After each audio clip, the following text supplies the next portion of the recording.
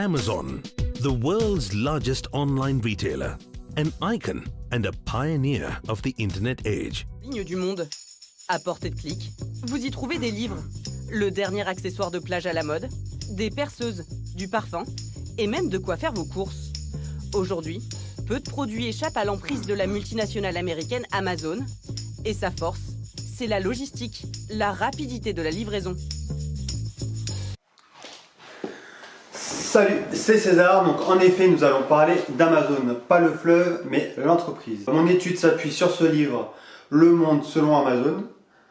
3 ans d'enquête, écrit par Benoît Berthelot. Donc là, comme vous pouvez le voir, le petit sourire est à l'envers, parce que tout n'est pas rose chez Amazon. Donc, dans une première partie, je vous présenterai les raisons qui m'ont poussé à faire cette vidéo. Ensuite, qui est Jeff Bezos dans les grandes lignes, la montée en puissance d'Amazon, et enfin, les différents points essentiels abordés par ce livre, et ce qui permet à vous de justement vous faire votre opinion sur cette entreprise. Jeff Bezos est né le 12 janvier 1964. Il a été un élève brillant durant toute sa scolarité. Il a toujours été passionné de science-fiction, de voyages intergalactiques, de voyages spatial, de conquête spatiale, durant toute sa jeunesse. En juin 1982, à l'âge de 17 ans, il termine major sur 680 élèves de son lycée Palmetto à Miami. Attendez. Il donne alors un discours dans lequel il dévoile sa vision du futur, c'est-à-dire la conquête spatiale, des voyages dans l'espace, des parcs d'attractions et des colonies interstellaires. Voilà, donc on peut se dire c'est un rêve un peu fou, etc. Personnellement, je me suis dit c'est un rêve fou qu'il a eu. Durant toute sa vie, il n'a jamais dévié de son objectif. Il n'a jamais dévié de son rêve d'adolescent. Et c'est en 2000 qu'il fonde son entreprise baptisée Blue Origin. Qui est entièrement basée sur la croissance permanente, a une vision héroïque du destin de l'homme. Plutôt que de s'inquiéter des ressources limitées de notre planète et de sa surpopulation, il pense que ce qui nous menace le plus, c'est la stagnation. Avec son projet Blue Origin, sa vision est claire. Coloniser l'espace plutôt que de trouver un remède à la pénurie.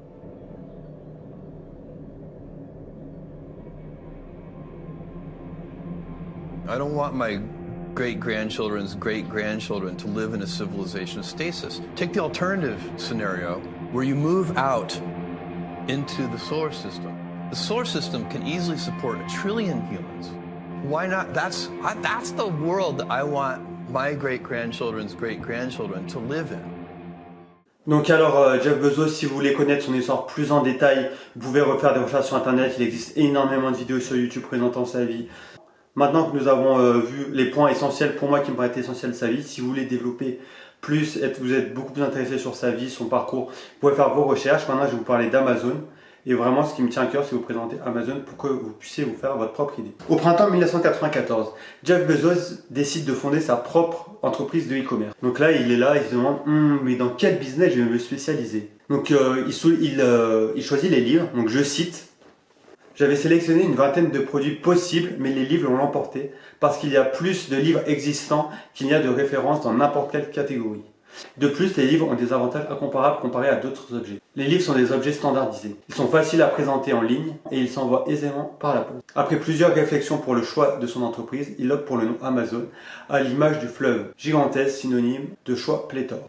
Cette appellation a aussi l'avantage de commencer par un A, ce qui propulse le service en haut des annuaires du web. Donc il y a aussi d'autres entreprises qui l'utilisent, comme AliExpress, Alibaba.com, Apple, AK Technologies, Alten, Altran, etc. D'autres entreprises qui commencent par un A. En juillet 1995, le site est opérationnel et enregistre sa première commande. Dès les 30 premiers jours, des livres sont expédiés dans plus de 50 États aux États-Unis et à l'international dans plus de 42 pays. À cette période, Amazon n'a aucune gestion des stocks, c'est-à-dire aucun entrepôt. Un an après son lancement, Amazon ne compte seulement que 33 employés. Le 15 mai 1997, Amazon est introduite en bourse à 18 $ l'action. Petite parenthèse, actuellement l'action d'Amazon au moment où je sors cette vidéo, c'est-à-dire fin juin, est à 2755 $. Parenthèse fermée, la compagnie est alors valorisée à 438 millions de dollars après son premier jour de cotation. Dès 1998, Amazon vend 57 000 livres par jour. Mais Amazon n'a pas connu que des succès. En effet, au début des années 2000, c'est l'explosion de la bulle Internet. On assiste à une dégringolade générale des cours de la bourse des entreprises technologiques. Alors en effet, le prix des actions Amazon en 1989 était de 107 $. Il passera à 15,50 $ en décembre 2000 pour terminer à 6 $ l'action en décembre 2001. Le cours de l'action monte sans cesse.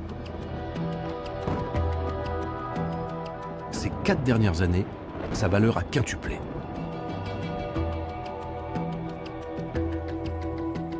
Alors que maintenant, au moment où je chante cette vidéo, l'action d'Amazon est à 2755 $. Ce livre raconte vraiment les hauts et les bas d'Amazon, donc je n'en dirai pas plus. C'est à vous de découvrir si vous voulez le faire en lisant ce livre, en regardant des reportages. Voilà, donc tout sera dans la description. Ce livre aussi relate comment Jeff Bezos impose son style managérial à ses employés, ses managers, de façon à ce que Amazon soit toujours au top du top du top. Que cette entreprise de e-commerce écrase ses concurrents. Donc. Si cela ne tenait qu'à Jeff Bezos, Amazon serait en train de devenir l'unique entreprise de la planète.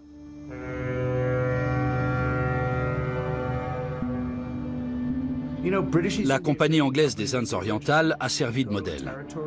Vous colonisez un territoire, réduisez les gens en esclavage et exploitez leurs ressources. Si les gens essayent de réussir, vous faites en sorte de rendre leur activité illégale et vous les faites travailler pour vous. C'est exactement ce que fait Amazon. S'installer pour devenir l'unique fournisseur. C'est le pouvoir du monopole.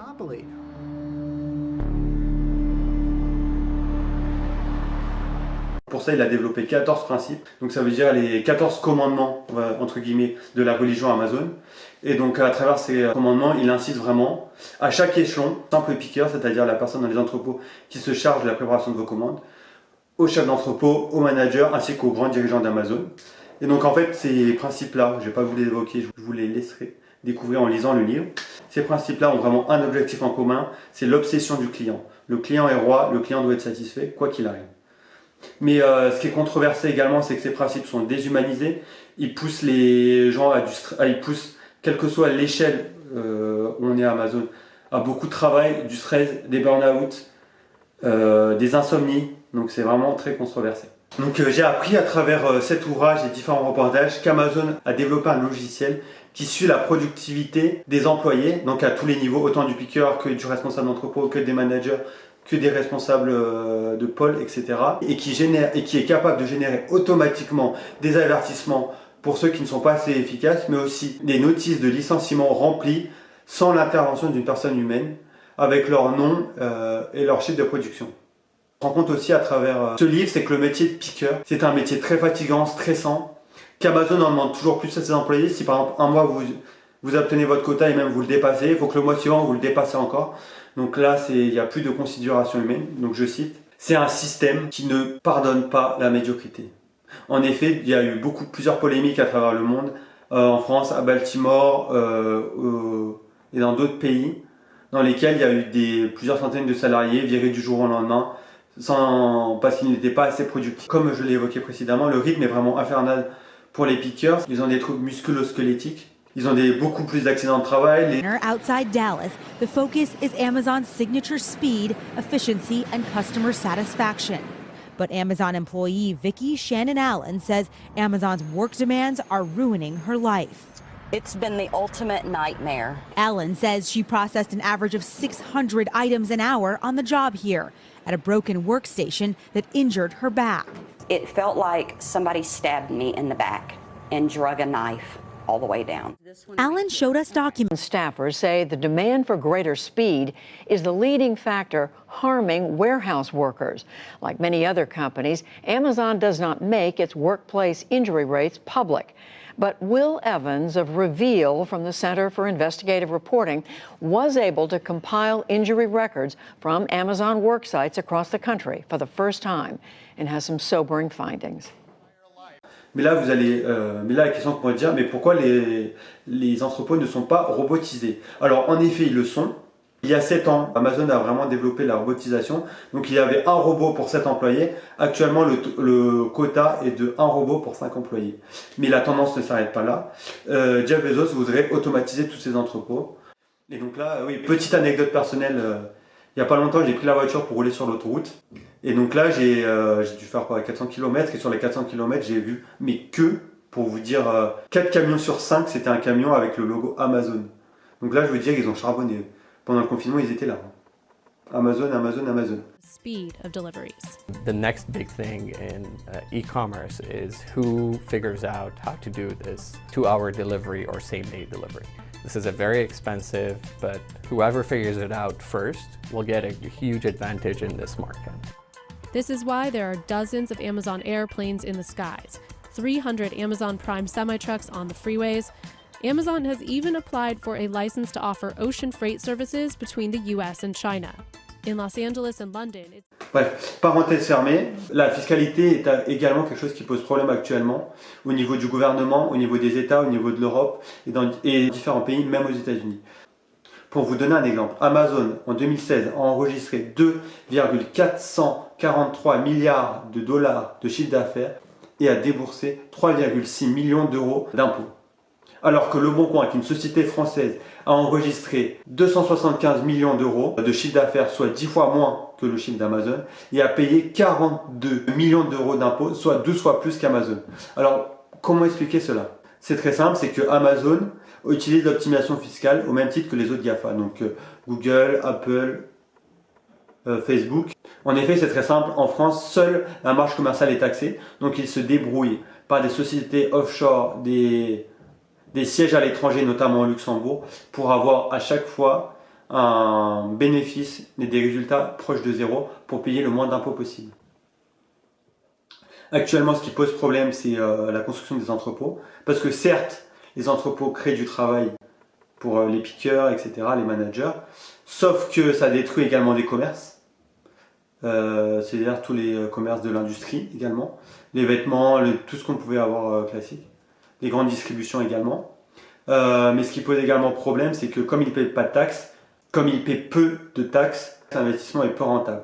Sauf que va-t-on être dépendant des autres pays européens qui, pour eux, accepteraient justement l'implantation d'entrepôts Amazon. Donc ça veut dire qu'on serait livré directement par eux et non plus par des entrepôts en France. Donc là, c'est vraiment une question actuelle qui se pose. Et de grandes enseignes culturelles ont bien du mal à résister. En 20 ans, la petite librairie en ligne est devenue un géant tentaculaire et l'appétit de son PDG, Jeff Bezos, est sans limite. Livraison en votre absence, cinéma, entrepôt XXL, robots et même tourisme spatial. La réussite d'Amazon a attiré l'attention de Stacy Mitchell. Elle dirige l'Institut pour l'autonomie locale, un organisme de recherche sur l'évolution de l'économie américaine. Depuis 10 ans, la chercheuse suit pas à pas le développement de l'ogre Amazon. Amazon est comme une force invisible. Elle pousse ses tentacules dans tous les aspects de notre économie. Il n'y a rien qui lui échappe. Amazon s'infiltre partout. Ils sont aujourd'hui le plus gros vendeur de vêtements aux États-Unis et ils en fabriquent beaucoup. Librairies, magasins de jouets, d'électronique. Amazon a grandi à l'abri des regards. On ne l'a pas remarqué, cela n'a pas été couvert par les médias, car l'entreprise n'est pas physiquement présente, sauf dans quelques endroits. Amazon grandit si vite qu'elle crée beaucoup d'emplois, mais elle en détruit beaucoup aussi. Nous avons calculé que pour chaque emploi créé par Amazon, 2 étaient détruits dans des entreprises existantes. Les États-Unis ont perdu 85 000 petites entreprises indépendantes et 35 000 petites et moyennes usines. Amazon n'est pas la seule responsable de ces disparitions, mais elle est la principale responsable.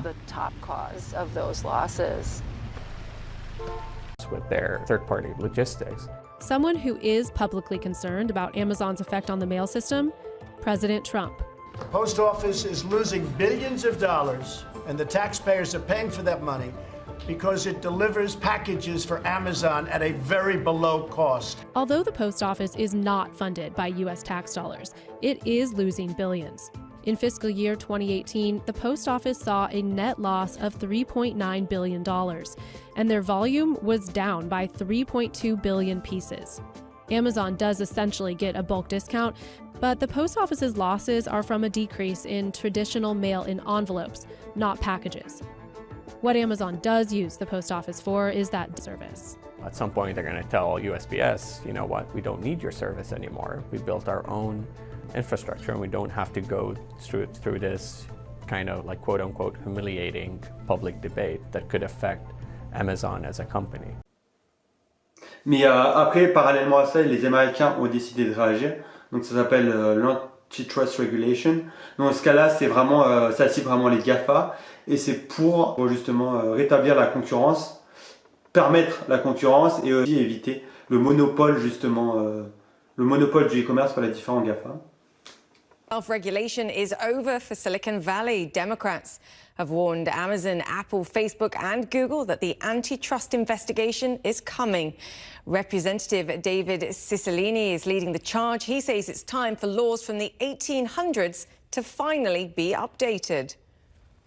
Après, l'autre point critique également d'Amazon, c'est Alexa. Donc c'est comme le Google Home, le Amazon Home, c'est un assistant virtuel en effet.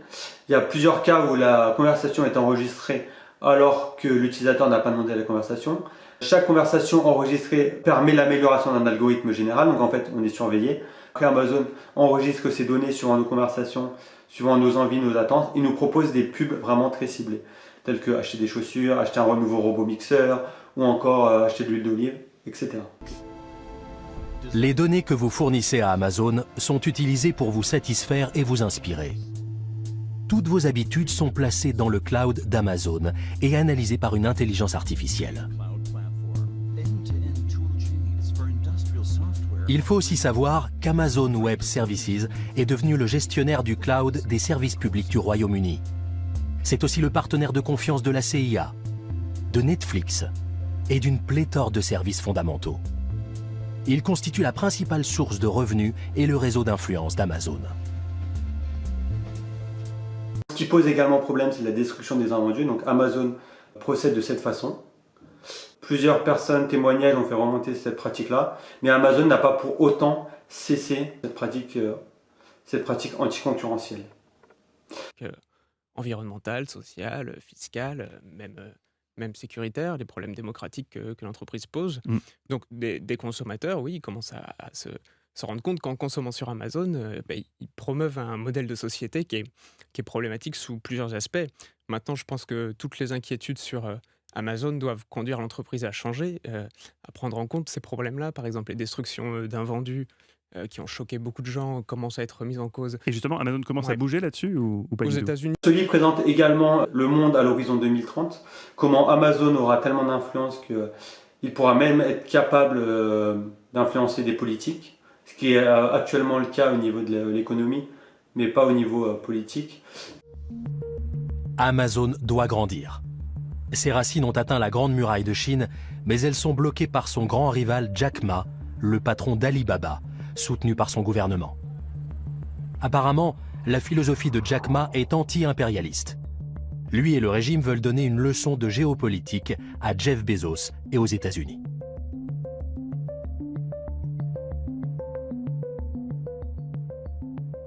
The difference between Amazon and us, Amazon is more like an empire.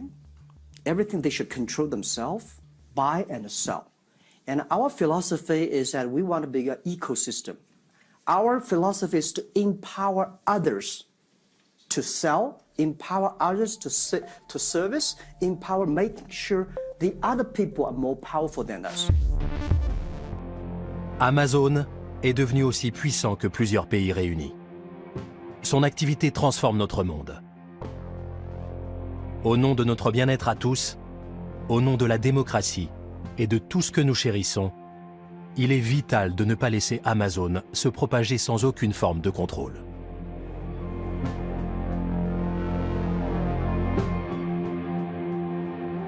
Je vous invite vraiment à lire ce livre. Je vous remercie de m'avoir écouté en espérant que cette vidéo vous aura plu. Et on se retrouve pour une prochaine vidéo. Ciao, ciao!